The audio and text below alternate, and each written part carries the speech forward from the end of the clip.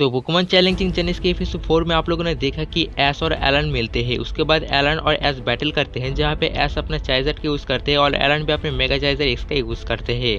फिर दो पोकेमॉन के बीच बैटल होते हैं एंड आखिर में एश का चार्जर एलन के मेगा चार्जर एक्स को इजीली डिफीट कर देता है। उसके बाद एश और पिकाचू अपने ग्रेनिंजा को ढूंढने लगते हैं क्योंकि उसको टीम में लेना है। और अब आगे एश और पिकाचू ग्रेनिंजा को ढूंढ रहा था, लेकिन एश को अभी भी ग्रेनिंजा नहीं मिला था। काफी देर हो चुका था लेकिन तभी भी एश को ग्रेनिंजा नहीं मिला था।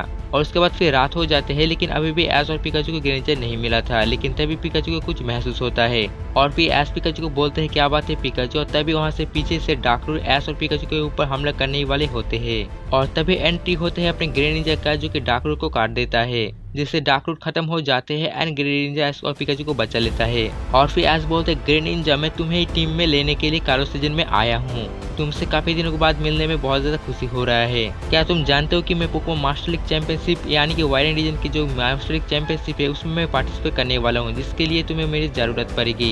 इसलिए मैं चाहता हूँ कि तुम फिर से मेरी टीम में आ जाओ। ग्रेनिंजा चाहता तो था, लेकिन ग्रेनिंजा मना कर देता है एश को, क्योंकि ग्रेनिंजा को कालोस को प्रोटेक्ट करना था। और एश इस बात को समझते हैं क्योंकि ग्रेनिंजा के बिना कालोस खतरे में आ जाता है, इसलिए एश इस बात को समझ जाते हैं। उसके बाद एश फिर ग्रेनिंजा को बोलते हैं कोई बात नहीं, तुम यहाँ पे बहुत अच्छा काम कर रहे हो, कालोस को प्रोटेक्ट करो। एंड फिर सुबह हो जाते हैं एंड बहुत ही सुबह डार्करूट फिर से एश और इसके पोकेमॉन पे हमला कर देते हैं, जिससे ग्रेनिंजा डार्करूट से बैटल करने लगते हैं एंड उसको खत्म करने लगते हैं। लेकिन डार्करूट बहुत ही ज्यादा मात्रा में आए हुए थे, इसीलिए एश अपने बाकी के पोकेमॉन को भी बाहर बुलाते हैं, जो कि ग्रेनिंजा को हेल्प कर सकते हैं। एंड वो पोकेमॉन होते हैं चार्जर, इन्फिनिप और सेप्टाइल। और साथ में पिकाचू भी सभी पोकेमॉन के साथ हेल्प कर रहे थे डार्करूट को खत्म करने में।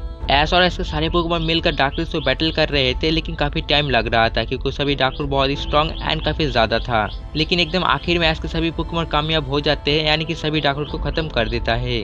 जिसके बाद एश थोड़ा रिलैक्स होते हैं एंड कम डाउन होते हैं। और अब एश ग्रेनिंजा को बोलते हैं अच्छा ठीक है, अब मुझे जाना चाहिए, तुम इसी तरह कैलोसिन को प्रोटेक्ट करते रहना एंड सभी डार्करूट को खत्म करते रहना। एंड तभी वहाँ पे लेजेंडरी पोकेमॉन ज़ाइग्रेट आता है और एश के ग्रेनिंजा को बोलते हैं कि तुम अपने ट्रेनर के साथ जा सकते हो। मैंने देखा कि तुम्हारे ट्रेनर और तुम एंड बाकी के तुम्हारे पोकेमॉन्स कितने अच्छे से डार्करूट को खत्म किए। तुम्हारे सारे दोस्त बहुत ज्यादा स्ट्रॉन्ग है एंड उसके साथ तुम्हें जाना चाहिए। डार्करूट पहले से कम हो गया है, अगर आएगी तो मैं प्रोटेक्ट कर लूंगा कैलस को। अभी तुम अपने ट्रेनर के साथ जा सकते हैं एंड उसका हेल्प कर सकते हो।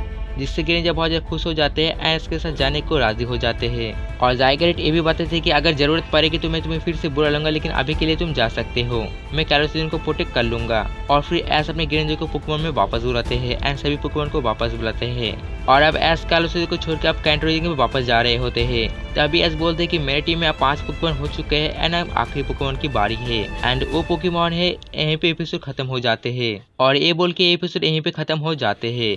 तो अब इसके आगे क्या हो गया हमें एपिसोड 6 में जानने को मिलेगा एंड एपिसोड 6 बहुत ही जल्दी आएगा। तो तब तक के लिए आप इस सीरीज के बाकी के एपिसोड नहीं देखे तो बाकी के एपिसोड देख लेना। इसका प्लेलिस्ट का लिंक आपको डिस्क्रिप्शन या फिर एंड स्क्रीन में मिल जाएंगे।